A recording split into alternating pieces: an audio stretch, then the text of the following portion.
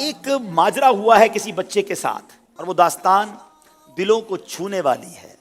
اس داستان سے ہمیں کیا سیکھنے کو ملے گا، آئیے آپ کو انشاءاللہ دکھاتے ہیں. ایک شخص کے ہاں بیٹا پیدا ہوتا ہے. اس کا نام وقار رکھتا ہے، جسے وہ پیار و محبت سے پالتا ہے. کچھ ٹائم بعد وقار بیٹا اپنے باپ کی آواز پر کوئی توجہ نہیں دیتا تو وہ شخص بیٹے کا چیک اپ کرواتا ہے تو پتہ چلتا ہے کہ اس کا بیٹا قوت سماعت و گویائی سے محروم ہے. یہ سن کر اس کا والد افسردہ ہو کر بیٹھ جاتا ہے اور سوچتا ہے کہ اب میں اس گونگے بہرے بچے کا کیا کروں. گویا اس کا دل اس بچے سے اچاٹ ہو جاتا ہے. کچھ عرصے بعد اللہ پاک اسے ایک اور بیٹے سے نوازتا ہے جس کا نام فرحان رکھتا ہے، جو بالکل ٹھیک ہوتا ہے. اب یہ اپنے اس نارمل بیٹے کو بہت ناز و نخروں سے پالتا ہے، اس کی ہر خواہش و ضرورت پوری کرتا ہے، جبکہ اپنے ڈیف بیٹے کے ساتھ اچھا برتاؤ نہیں کرتا. اب بیٹے بڑے ہو رہے ہیں. جوں جوں دن گزرتے گئے اس بچے کی محرومی بڑھتی گئی. وقار ڈیف اگر کچھ مانگتا تو نہ ملتا اور فرحان کو کھلونے اور دوسری چیزیں مل جاتی.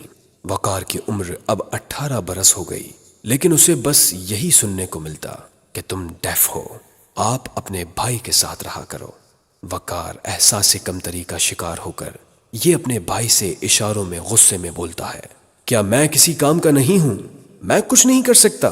ہر بات پر، ہر معاملے میں ابو آپ کو ہی مجھ پر ترجیح کیوں دیتے ہیں؟ اس کے والد وقار ڈیف بیٹے کو جھگڑتے ہوئے دیکھ کر گھر سے باہر نکل جانے کا اشارہ کرتے ہیں.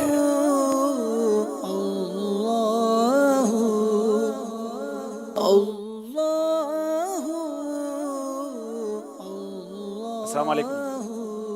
آپ کیوں رو رہے ہیں؟ میرے ابو نے مجھے گھر سے بھگا دیا. وہ کہتے ہیں کہ آپ ڈیف ہو، آپ کچھ کر نہیں سکتے. بچپن سے ہی میرے بھائی جو نارمل ہے، بول سکتا ہے، اس سے محبت کرتے ہیں، لیکن مجھ سے محبت نہیں کرتے. کیا ہم بوجھ ہیں؟ آپ بتائیں کہ میں کیا کروں؟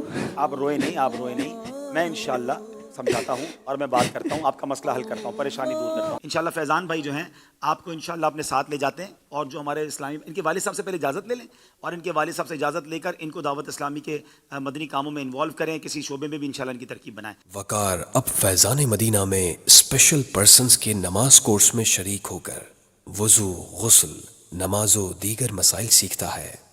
اب جب وقار اپنے گھر جاتا ہے تو اس کے والد دیکھ کر حیرت سے کہتے ہیں کہ کیا تم میرے وہی بیٹے ہو؟ جی ابو، آپ نے مجھے گھر سے نکل جانے کا کہا تو میں باہر کہیں بیٹھ کر رونے لگا.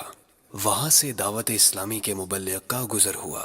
ان کی انفرادی کوشش اور شفقت سے میں آج معاشرے کا کارآمد فرد بننے میں کامیاب ہو گیا اور دعوت اسلامی میں بطور اجیر کام بھی کر رہا ہوں.